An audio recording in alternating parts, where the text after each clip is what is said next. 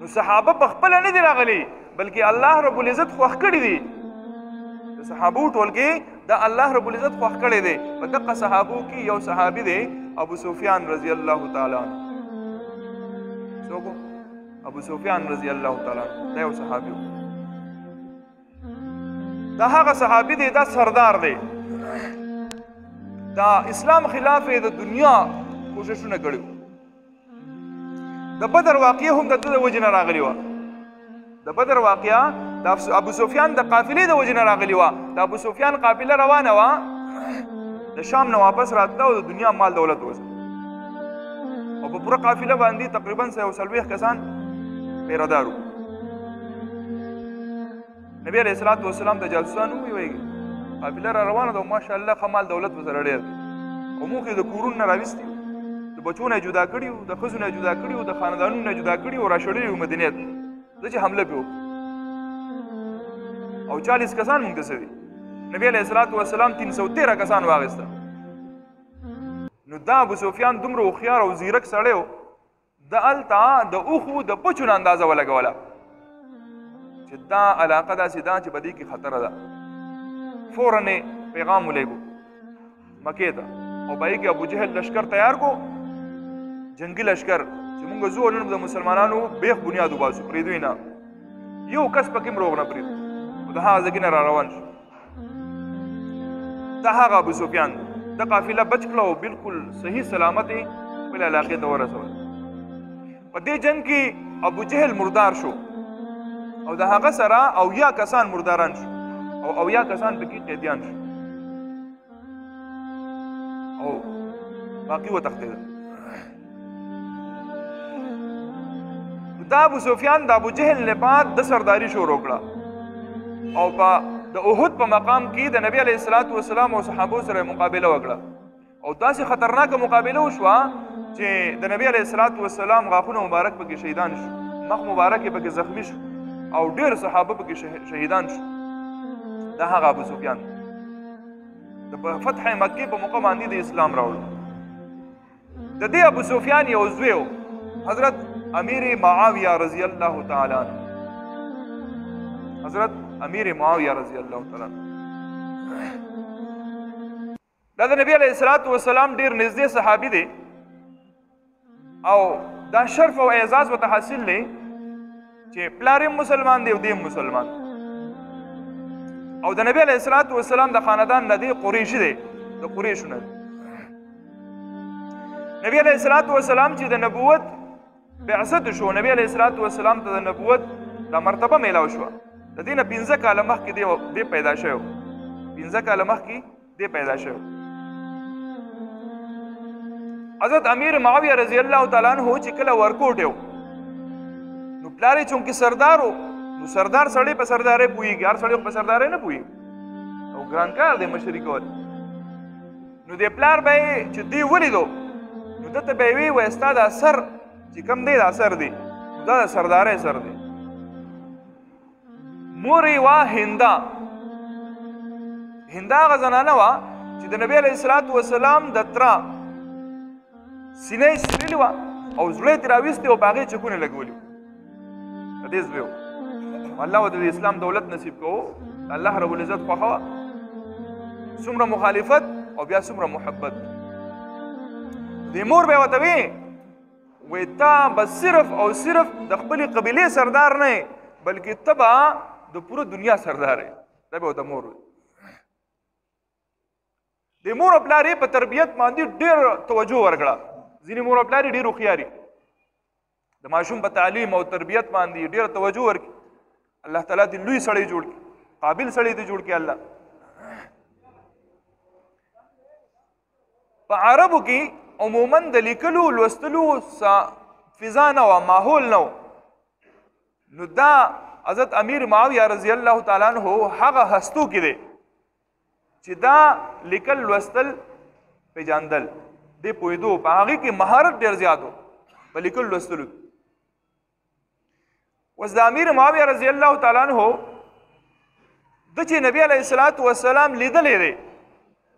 نو مور هم کافر و پلار هم کافر و ماحول وته هم د کفر و د شرک او د کفر ماحول دی لیکن دله الله رب العزت دا یو بصیرت ورکړو چې د نبی علیه الصلاۃ والسلام سره محبت کنه. تاسو تاریخ ولټوئ دی په یو جنگ کې نه دی شریک شوی د مسلمانانو خلاف. په بدر کې دی نشته، حالانکه د همزوري په جنگ کې د مسلمانانو خلاف جنگېدل د امیر معاویه رضی الله. په احد کې دی نه دی جنگېدلی د مسلمانانو خلاف، په حنین کې نه دی جنگېدلی، په نورو جنگونو کې دی نه دی راغلی مخله. خو د ایمان اظهار چې کړی دی نو دا د فتح مکې په موقع باندې کړی، نور مسلمان د مخکې نو. او تاریخ لیکي چې دی د عمرة القضاء په وخت کې د اسلام اظهار هم کړو، دی مسلمان شوی. بهر حال د چونکې لیکل لوستل پوهېدو په دې باندې د نبی علیه الصلاۃ والسلام مجلس ته چې راغی یو مقام ورته حاصل شو. هغه مقام هو د کاتب وحی، یعنی وحی چې په نبی علیه الصلاۃ والسلام به کوم قرآن نازلېدو نو ده به هغه قرآن لیکو. اوس داسې معمولي کار نه و، داسې معمولي کار نه دی. په دې باندې د علما طلبا پوهېږي چې کله عالم درس کوي نو بعضې طالب علمان داسې او ډېر زیات قابلي نو هغه د استاد دا درس نوٹ کوي، یو خبر ولا نوٹ کوي او بیا د هغې نه دروس جوړ کړي چې دا د پلانکي استاد د پلانکي درسونه دي، دا د پلانکي کتاب. نو چونکې د نبوت خبره وه دا خو ډېر اهم منصب و، لیکن حضرت امیر معاویه رضی الله تعالی عنہ نبی علیه الصلاۃ والسلام د دې قابل ګڼو، ځکه یې دې کاتب وحی جوړ کو چې ته څه کوه وحی لیکا. دوه صحابه داسې دي چې دوی د نبی علیه الصلاۃ والسلام د کتابت د وحی خدمات ډېر زیات کړي، نورم صحابه لیکن دې دوه ډېر زیات کړي. زید ابن ثابت رضی الله تعالی عنہ هغه کاتب وحی دی چې دې په اول نمبر په ټاپ دی، د نبی علیه الصلاۃ والسلام وحی ډېره زیاته لیکلې ده. او دویم نمبر دی حضرت امیر معاویه رضی الله تعالی عنہ، د نبی علیه الصلاۃ والسلام وحی به لیکله، کاتب وحی و. نبی علیه الصلاۃ والسلام د حضرت امیر معاویه رضی الله تعالی عنہ په خپله باندې ارشاد دی دا دی وایي چې زه د نبی علیه الصلاۃ والسلام لما د اوداسه اوبه راوړې، نبی علیه الصلاۃ والسلام هغه اوبه واخېستې او اودس یې وکړو. کله چې اودس وکړو، اودس نه فارغ شو نو ما ته یې وکته. چې کله یې ما ته وکته نو نبی علیه الصلاۃ والسلام په دې کتو کې ما ته ووایي دعا یې وکړه او ما ته یې ووایي چې الله رب العزت به تعالی امارت درکوي، خو چې کله تا ته امارت میلاو شي، ته امیر شي د مسلمانانو نو ډېر انصاف بکې او د رحم معامله بکې. ګوري ډېر انصاف او د رحم معامله بکې، هسې نه چېرته د لاس نه دي ظلم ونی شي، زیاتې ونی شي. او نبی علیه الصلاۃ والسلام ورته دعاګانې کړي دي، اللهم اجعله هادیا مهدیا وحد به. نبی علیه الصلاۃ والسلام برای راست دعا ده،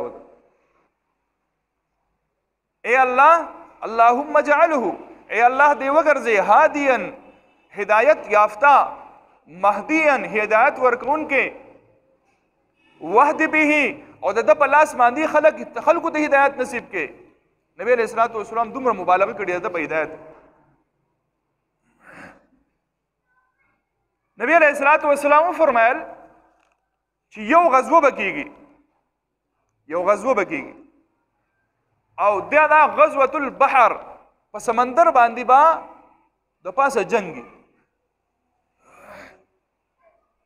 په دې غزوه کې چې څوک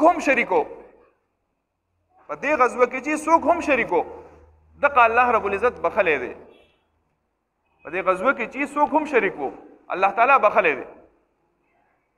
حضرت عثمان غنی رضی الله تعالی عنہ په وفات باندې کله چې شهید شو نو د هغې نه بعد د مسلمانانو چې کوم اقدامي جهاد و نو دا اقدامي جهاد ودرېدو، بیا په خپلو کې ونښته. کله چې حضرت امیر معاویه رضی الله تعالی عنہ خلیفه شو نو د بیا د جهاد هغه اعلان وکړو او اقدامي جهاد شروع شو. نو اسلامي سرحدات ډېر زیات لرې لاړه، حتی تر دې چې قیصر روم کم چې سوپر پاور او باغ وخت کې نو قیصر روم علاقه هم د فتح کړه